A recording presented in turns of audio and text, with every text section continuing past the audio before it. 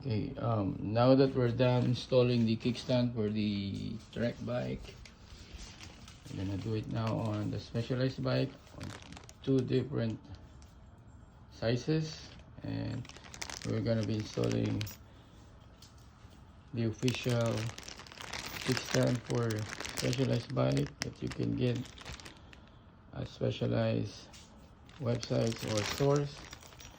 So first you have to raise the wheels at the back. We can install it with ease and locate the mounting bar. So these are two different wheel sizes, specialized bikes. One is 27.5 and one is 26. So the kickstand will have different heights, and we have to make some cuts to perfectly fit the kickstand. First you have to locate the notch here. That's where the kickstand will, that's gonna be the limit for the kickstand. So get your Allen bolts and the lock nut.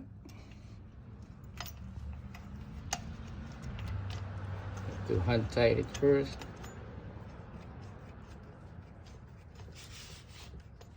After hand tightening it, get your 8mm hex wrench and give it a good tight, like 15 to 17 foot-pounds. For your preference, you can cut the first line on a 26 size tire.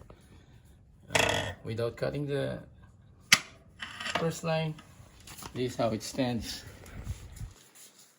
That looks good to me. Now let's move on to the next bike. I forgot to tell earlier, you have to put a block at the rear tire so it will be easy access here. So same procedure, pop your kickstand, hand tight the bolt in your 8mm hex wrench and give it a good tight around 16 foot-pounds. Now for size 27.5, we'll see without cutting how the bike will be supported. Perfect.